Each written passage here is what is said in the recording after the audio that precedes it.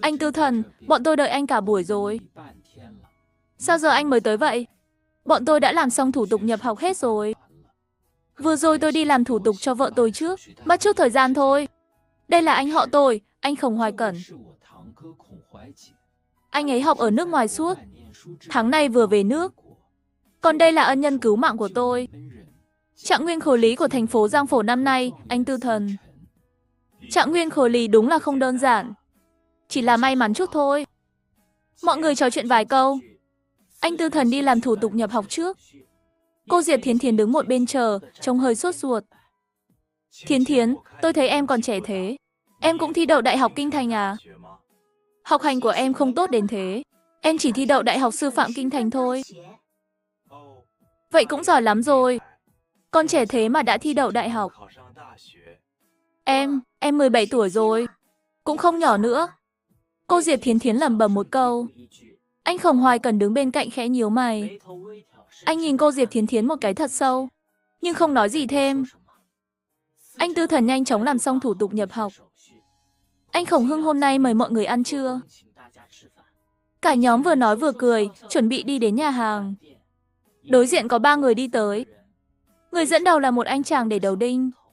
Đằng sau anh ta là 2 người trẻ, tuổi cũng xấp xỉ anh ta. Nhìn họ ra vẻ nịnh nọt. Chắc là đàn em của anh ta. Khổng Tinh Diệu, cậu giỏi thật đấy. Đi xuống nông thôn rồi mà vẫn thi lại được lên đây. Cậu Chu đây cũng không tệ đâu. Tôi tưởng cậu sẽ không học đại học. Ai ngờ cậu vẫn cố gắng chen chân vào đây. Cậu Khổng Tinh Diệu mà thi đậu đại học được. Sao tôi lại không vào được chứ? Ánh mắt của Chu Nguyệt lướt qua vài người Khổng Tinh Diệu. Cuối cùng dừng lại ở anh Khổng Hoài Cẩn. Còn anh Tư Thần thì bị anh ta ngó lơ luôn. Anh Hoài Cẩn, hôm nay anh cũng đế đa. Anh Khổng Hoài Cẩn ậm ừ đáp một tiếng. Rồi tiếp tục bước đi. Chẳng có ý định dừng lại nói chuyện. Vốn dĩ muốn nói vài câu với Chu Nguyệt, nhưng thấy anh Khổng Hoài Cẩn đi rồi. Khổng Tinh Diệu đành ngậm miệng. Tới nhà hàng, ăn cơm thôi nào. Anh Khổng Hoài Cẩn từ đầu đến cuối nói rất ít. Trên bàn ăn gần như chỉ có Khổng Tinh Diệu. Liếu lo nói không ngừng.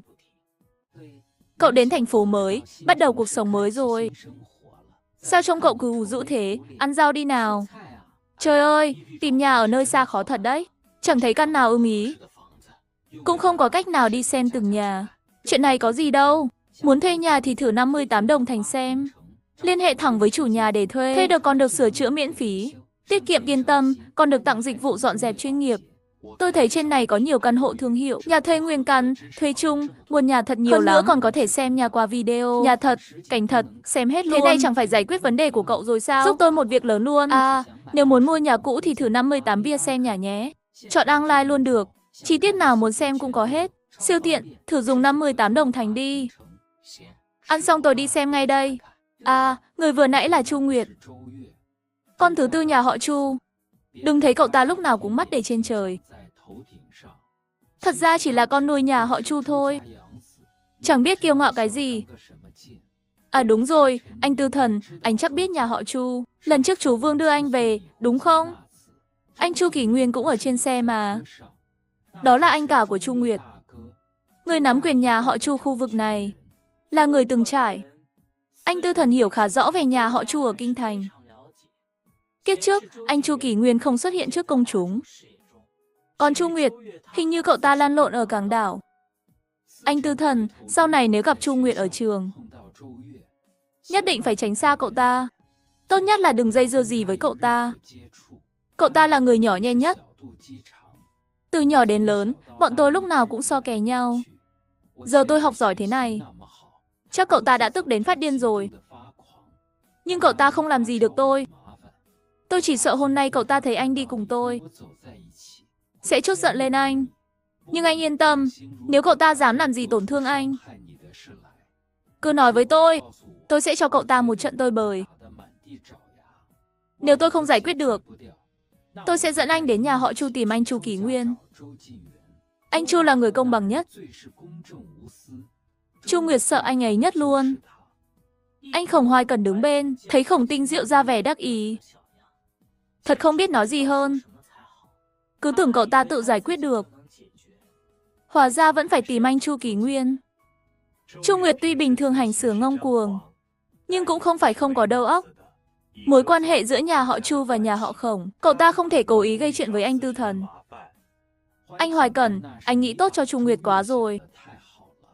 Cậu ta đúng là một kẻ tiểu nhân, chỉ biết giả bộ trước mặt mọi người thôi. Anh không biết đâu, tôi bị đi xuống nông thôn.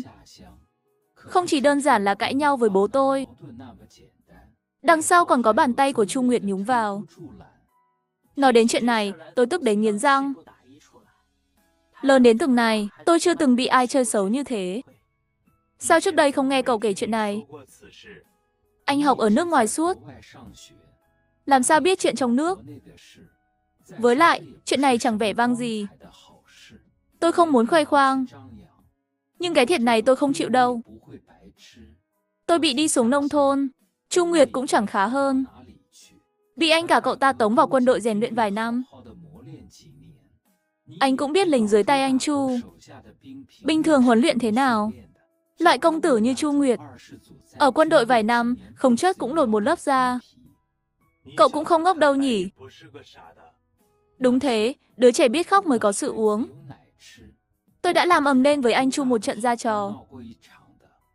Khổng Tinh Diệu biết anh Tư Thần lần đầu đến Kinh Thành, cố ý kể cho anh nghe đủ chuyện ở đây, để tránh anh vô tình gây chuyện. Kẻo đụng phải người không nên đụng. Cậu ta kể không ít chuyện. Có chuyện kiếp trước anh đã nghe qua, có chuyện anh chưa từng nghe bao giờ. Nhà họ Chu đông người thật, nhưng trong thế hệ bọn tôi, chắc chỉ có anh Chu Kỳ Nguyên là nổi bật, những người khác chẳng đáng nhắc tới. Nhưng dạo này anh ấy chắc cũng đau đầu. Nghe nói bố anh ấy có một đứa con riêng bên ngoài, gần đây muốn nhận về. Tên là gì nhỉ? À, Chu Quân. Tên này đặt tùy tiện thật. Nghe đến tên Chu Quân, anh Tư Thần giật mình. Kiếp trước, anh từng giao thiệp với Chu Quân vài lần. Cách làm việc của Chu Quân thật khiến người ta khinh. Rõ ràng là dự án do anh Tư Thần đầu tư dẫn đầu. Nhưng đến khi công ty sắp kiếm tiền, anh Tư Thần, nhà đầu tư, lại bị đá ra ngoài. Cuối cùng, toàn bộ thành quả bị Chu Quân nuốt trọn. Khi nghe chuyện ở Kinh Thành, anh Tư Thần không nói gì, nhưng ghi nhớ từng lời Khổng Tinh Diệu nói. Từng chuyện đều khắc sâu trong lòng. Sau này anh sẽ nghiên cứu kỹ, làm sao để Chu Quân cả đời không ngóc đầu lên được. Ngày hôm sau chính thức khai giảng. Buổi sáng có 3 tiết học liền, trong đó 2 tiết là lớp đại học.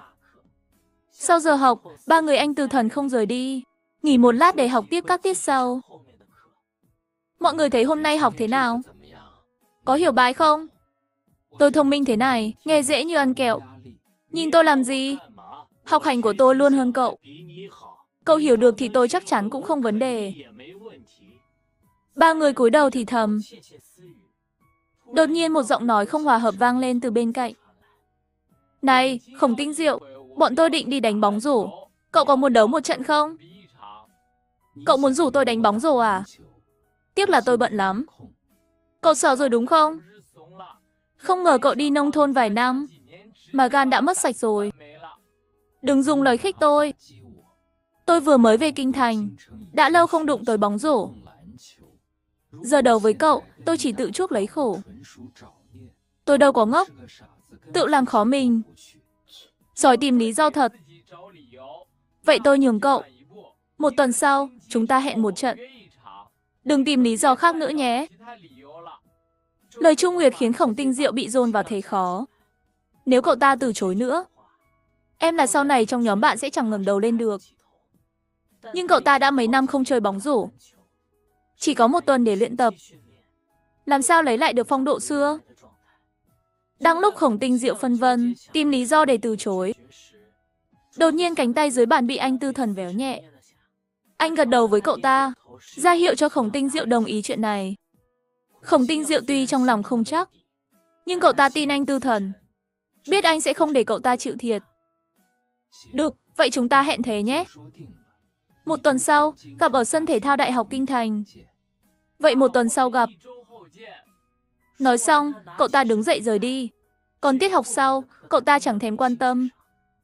Anh Tư Thần, vừa nãy anh bảo tôi đồng ý. Có cách gì giải quyết không? Trước đây cậu với cậu ta từng đối đầu. Kỹ thuật của Chu Nguyệt thế nào? Trước đây nếu có mâu thuẫn, bọn tôi thường hẹn nhau chơi bóng rổ. Thắng thua không quan trọng. Quan trọng là làm đối phương bị thương mà không ai biết. Có lần Chu Nguyệt không biết tìm đâu ra một người. Khi tranh bóng, trực tiếp đẩy tôi ngã lăn. Lần đó tôi ngã đau lắm. Gãy cả tay, mấy tháng trời không lành. Chu Nguyệt thích chơi kiểu hiểm thế. Lần này đột nhiên tìm đến. Tôi nghi cậu ta đã có chuẩn bị. Cô y muốn gây chuyện với tôi. Lần này tôi sẽ giúp cậu không chỉ thắng trận, mà còn khiến Chu Nguyệt bị đau. Chuyện chơi kiểu này, tôi đây đúng là bậc thầy. Chu Nguyệt không phải đối thủ của tôi. Mau nói tôi nghe, làm sao thắng đẹp. Mà nhà họ Chu cũng không tìm ra lỗi gì. Hay thật, sao trước đây tôi không nghĩ ra? Đội của cậu trước đây toàn là bạn bè xung quanh, đúng không? Chưa từng nghĩ đến chỗ khác. Đúng thế, tôi cứ nghĩ đây là chuyện giữa hai người, nên không nghĩ xa hơn. Cậu còn ngây thơ quá. Đối phó với kẻ tiểu nhân, phải cao tay hơn cậu ta. Hiểu rồi, lần này tôi nhất định cho Chu Nguyệt nếm mùi đau đớn. Thời gian không nhiều, ngày mai tìm vài người khỏe mạnh đến, cùng nhau luyện tập chút. Anh Trác Nhiên có tham gia không? Tôi không tham gia. Với kỹ thuật và thể lực của tôi, chỉ tổ bị họ đè bẹp. Cậu tự biết mình biết ta đấy. Ngày hôm sau, anh Tư Thần đưa cô Diệp Thiến Thiến đi báo danh, rồi quay về trường. Khổng Tinh Diệu gọi 5 học viên trường thể thao đến, cùng chơi một trận bóng rổ. Trong 5 người, chỉ có Hầu Bình là kỹ thuật khá. Những người khác, kể cả Khổng Tinh Diệu, chỉ ở mức bình thường. Tinh Diệu, ngày thi đấu, cậu phụ trách chọc tức Chu Nguyệt. Hầu Bình, cậu làm cậu ta té đau.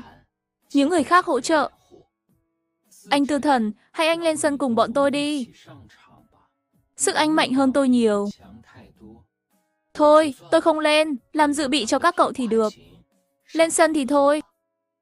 Anh Tư Thần không thích phô trương. Hơn nữa, anh vừa đến kinh thành, chân chưa vững. Mấy người bàn bạc chi tiết trận đấu chủ nhật. Không hề biết cách đó không xa có người đang theo dõi. Anh Lữ Kiệt, người mặc áo đen kia tên gì nhỉ? À, Tư Thần. Đúng là cậu ta, tôi đã điều tra rồi. Tư Thần chẳng có hậu thuẫn gì. Cùng với Khổng Tinh Diệu và Vương Trác Nhiên, lúc xuống nông thôn ở cùng công xã. Hình như vì cậu ta từng cứu mạng Khổng Tinh Diệu, nên hai người khá thân. Cậu ta từng chơi bóng rổ chưa? Chẳng có kỹ thuật gì. Nửa tiếng mà bóng còn chưa chạm được. Bọn tôi đứng đây quan sát cả buổi. Lữ Kiệt biết Chu Nguyệt và Khổng Tinh Diệu không ưa nhau. Ngay từ ngày đầu hai người gặp, đã điều tra kỹ những người xung quanh Khổng Tinh Diệu. Tất nhiên bao gồm cả anh Tư Thần. Tôi thấy cậu ta vóc dáng cũng khỏe khoắn. Hóa ra chẳng biết gì. Cũng không hẳn. Tư Thần là trạng nguyên khổ lý ở Giang Phủ. Học hành thì cậu ta khá lắm. Thì có ích gì? Học giỏi mà vô dụng. Học tốt, sau này chẳng phải đi làm công nhân sao? Cậu theo dõi bên Hòa Hải Lượng đi. Bảo cậu ta gần đây luyện bóng rổ chăm chỉ chút. Lúc thi đấu, làm cho đẹp mắt. Đừng để lộ liều quá, kẻo bị nắm thóp. Gần đây anh cả tôi ở kinh thành dỗ dành Tinh Diệu. Cậu ta lại thích mách lẻo. Cậu Chu yên tâm. Gần đây tôi luôn dẫn Hòa Hải Lượng đi luyện bóng. Cam đoan lúc thi đấu sẽ khiến Khổng Tinh Diệu ngã đau. Ít nhất nằm viện 3 tháng. Nào ngờ, người nằm viện 3 tháng lại là ngày thi đấu. Khổng Tinh Diệu dùng khuỷu tay hướng mặt Chu Nguyệt. Đập mạnh, lúc hạ xuống cậu ta cũng dồn sức. Tựa như tảng đá. Lao mạnh vào người Chu Nguyệt. Chu Nguyệt muốn tránh cũng không kịp. Chỉ biết trơ mắt nhìn Khổng Tinh Diệu đâm vào mình. Cú này không hề nhẹ. Cả hai cùng vào viện luôn.